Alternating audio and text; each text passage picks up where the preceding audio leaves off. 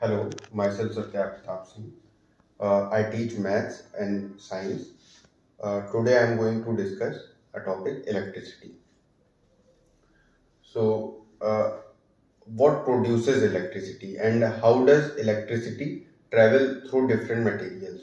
So, we are going into look the nature of electricity. Uh, so, how the current moves is current is basically the movement of charges. What kind of charges move? Are they negative charges or the positive charges? So the only charges that can move in an atom are electrons. Only electron can leave their shell and move into the shell of another electron. Since positive charges, that is protons, they are bound in nucleus, they cannot move. So, to manage a flow of current, it is compulsory for the electrons to move. So, when electrons move, it creates a flow of current. As I mentioned that current is the movement of charges. The only charges that can move are the electrons.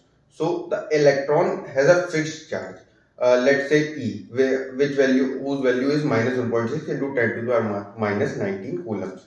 So when we have to conduct a current, then only its value can be quantized. Like there can be movement of one electron or two electron. Let's say n number of electron. It cannot be 1.5 electron or 2.5 or 10.3 electron. So it has to be Ne. So let's say that net charge flowing is N, where N is the number of electron and E is the charge on an electron. So how do we get current from this? Current is I. We get current by total charge per unit time. From this we can get current. A current is measured in amperes or milliamperes, where 1 ampere is equal to 1000 milliamperes. What does 1 ampere? 1 ampere stands for 1 coulomb of charge per second. This is 1 ampere. Now we understood what is current and how do we measure current, and now let's understand about electric potential. So electric potential is a quantity. It is the amount of work done to bring a unit charge from the infinity to a point. Let's say that point was A. What we did is we brought a unit charge from a point far away at, let's say, infinity to a point A. So the amount of work done to bring that charge would be the potential. Which, how do we define potential? Potential is the work done per unit charge. So this would be the potential at A. Okay, now we can compare the potential at 2 points.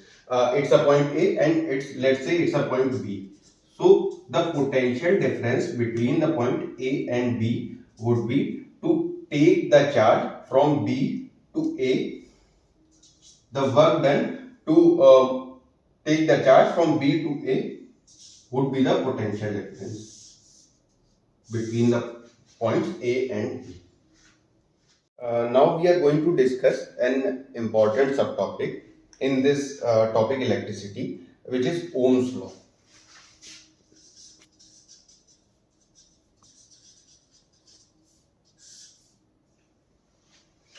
So according to the Ohm's law, if we have a material and we apply a potential difference across that material, there is a certain amount of current that passes through it. So the ratio of that potential difference and that current is always constant. So what is this constant? That is the resistance of that material.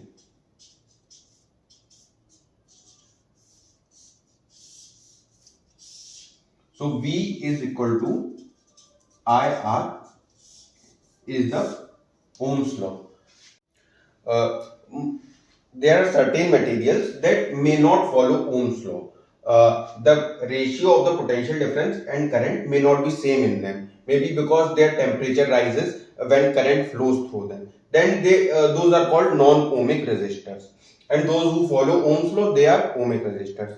So what we learned is potential difference and the ratio of the current is always same. So when we plot a graph of V and I, so this ratio is always same, means the slope of this graph will be constant. That means it will give a straight line. And now we shall discuss the factors on which the resistance of a material depends. So very simply, if we put very simply that if we take a conductor or a wire of L length, okay, so it might have some resistance, like let's say its resistance may be X unit. So if we take the wire of double its length, means 2L length, we had the wire of L length, then its resistance was X. Now we take the wire of length 2L, its resistance will be 2X. It's simple unitary method. Now if we can say that resistance is directly proportional to a length of a conductor. Resistance is also dependent on the area through which current is flowing. Like let's say a wire, if we imagine, is a cylinder. Let's say this is a wire and it is its length L, and then this might be the area from which electrons or the charge is flowing. Then this is the area of cross section. The relationship between the resistance and the area is inversely proportional. If the area is bigger, then the resistance is smaller. If we take a thinner wire, then the resistance will be higher. And how do we calculate this area?